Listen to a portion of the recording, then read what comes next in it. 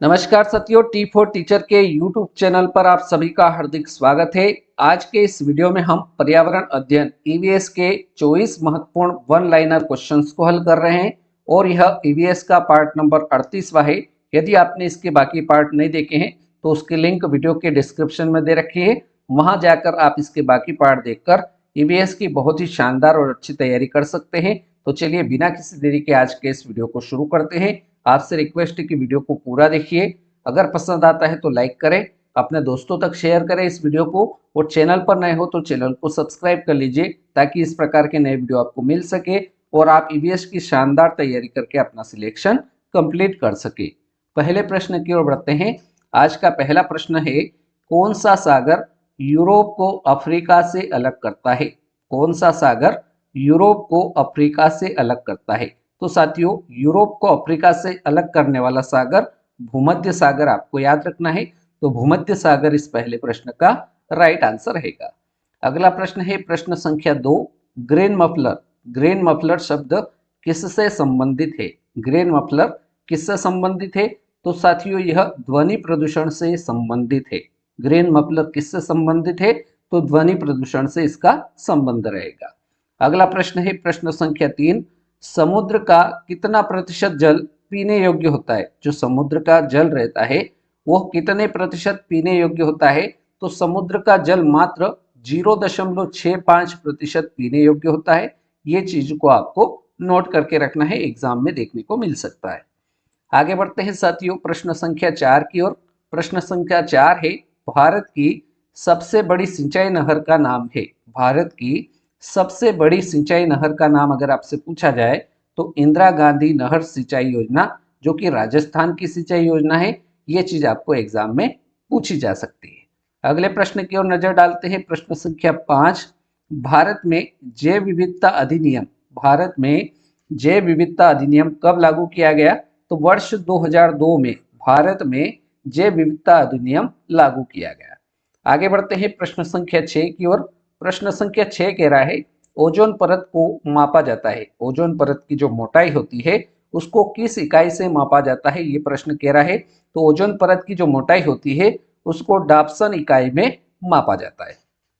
चलिए अगला प्रश्न देख लेते हैं। प्रश्न संख्या 7, क्रैकिंग गैस। क्रैकिंग गैस किसे कहा जाता है? हमें बताना है कि क्रैकिंग गैस किसे कहा जाता है। तो साथियों, सल्फर डाइऑक्साइड को क्रैकिंग गैस कहा जाता है और इसका सूत्र भी आपको एग्जाम में देखने को मिल सकता है। सल्फर डाइऑक्साइड ना देते हुए कभी आपको SO2 भी दिया जा सकता है।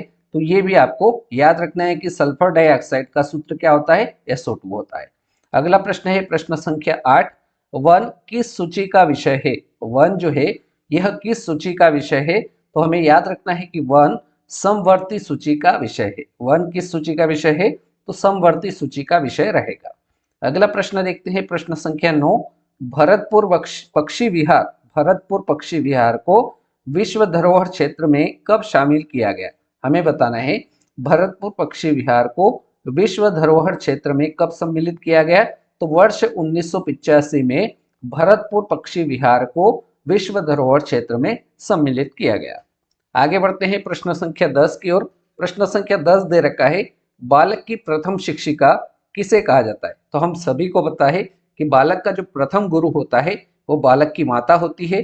तो बालक की प्रथम शिक्षिका किसे कहा जाएगा? बालक की माता को कहा जाएगा। अगला प्रश्न है प्रश्न संख्या 11, भारी जल। भारी जल एक प्रकार का क्या है? तो साथियों याद रखना है, भारी जल एक प्रकार का मंदक है। आपसे पूछा जा सकता है भारी जल का सूत्र क्या है? तो भारी जल का सूत्र भी आपको याद रखना है, D2O। D2O भारी जल का सूत्र रहेगा।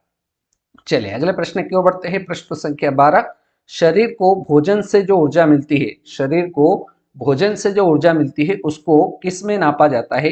तो शरीर को भोजन से जो ऊर्जा मिलती है उसको कैलोरी में मापा जाता है। किस में मापा जाता है? कैलोरी में नापा जाता है। चलिए अगला प्रश्न देखते हैं साथियों। प्रश्न संख्या 13, प्रश्न संख्या 13 दे रखा है, क्लोरीन, फ्लोरीन एवं कार्बन के मानव निर्मित यौगिक का नाम क्या है? क्लोरीन, फ्लोरीन एवं कार्बन के मानव निर्मित यौगिक का नाम क्या रहेगा?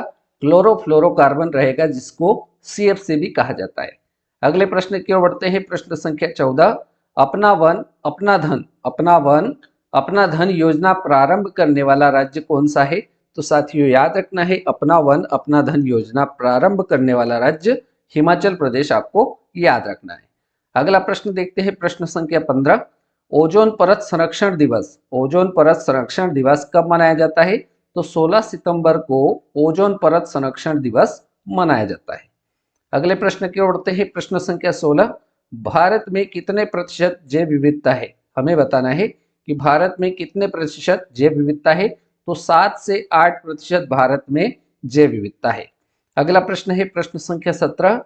सत्यार्थ प्रकाश के लेखक कौन है? हमें बताना है कि सत्यार्थ प्रकाश के जो लेखक है वो कौन है? तो साथियों सत्यार्थ प्रकाश के जो लेखक है उनका नाम है स्वामी दयानंद सरस्वती। ये चीज आपको याद रख लेना है। अगले प्रश्न की ओर बढ़ते हैं, प्रश्न संख्या 18। अपशिष्ट उत्पादों को खाने वाले जीवों को क्या कहते हैं? ऐसे जीव जो अपशिष्ट पदार्थों को खाते हैं उन खाने वाले जीवों को क्या कहा जाता है? तो उनको मृतक भक्षी कहा जाता है।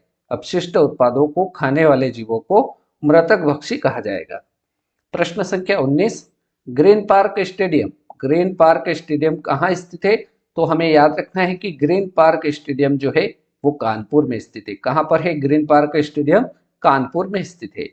प्रश्न संख्या 20। नेपानगर, नेपानगर किस उद्योग के लिए जाना जाता है? तो नेपानगर अखबारी कागज के लिए जाना जाता है। ये चीज आपको नोट करके चलना है, ये आपको एग्जाम में देखने को मिल सकती है। प्रश्न संख्या 21। कोयले का सबसे बड़ा भंडार किस राज्य में है? कोयले का सबसे बड़ा भंडार किस राज्य में है? तो साथियों कोयले का सबसे बड़ा भंडार राज्य कौन सा है? झारखंड है। ये आपको याद रख लेना है। आगे बढ़ते हैं प्रश्न संख्या 22 की ओर।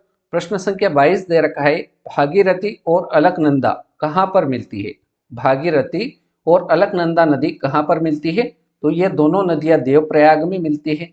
प्रश्न संख्या 23 है, भविष्य का ईंधन किसे कहा जाता है? हमें बताना है प्रश्न संख्या 23 में कि भविष्य का ईंधन किसे कहा जाता है? तो भविष्य का ईंधन हाइड्रोजन को कहा जाता है और हाइड्रोजन का संकेत आप सभी को पता है H है। अगला प्रश्न और आज के इस वीडियो का हमारा अंतिम प्रश्न है प्रश्न संख्या 24। दक्षिण भारत की गंगा, दक्षिण भारत की गंगा किसे कहा जाता है? तो साथियों दक्षिण भारत की गंगा गोदावरी नदी को कहा जाता है। तो साथियों इस प्रकार से आज के इस वीडियो में हमने पर्यावरण अध्ययन ईवीएस के 24 महत्वपूर्ण वन लाइनर क्वेश्चंस को हल किया। उम्मीद करता हूं ये 24 प्रश्न आपको अच्छे से समझ में आए होंगे। अगर आप इन 24 प्रश्नों की पीडीएफ प्राप्त करना चाहते हैं तो नीचे वीडियो के डिस्क्रिप्शन में हमारे व्हाट्सएप ग्रुप की लिंक है, उस लिंक पर व्हाट्सएप ग्रुप में ज्वाइन होकर आप लिंक इस पीडीएफ को प्राप्त कर सकते हैं, या फिर आपको इस नंबर पर संपर्क करना है 8827302459। इस नंबर पर मैसेज कर दीजिए, आपको ग्रुप में ऐड कर लिया जाएगा। तो अगर ये वीडियो आपको अच्छा लगा हो तो वीडियो को लाइक करें, शेयर करें अपने बाकी साथियों तक, और चैनल पर नए हो तो चैनल को सब्सक्राइब कर लीजिए। आपने इस वीडियो को पूरा देखा उसके लिए बहुत बहुत धन्यवाद। ऐसे नए वीडियो में मिलते हैं नए प्रश्नों के साथ, तब तक के लिए जय हिंद, जय भारत, वंदे मातरम।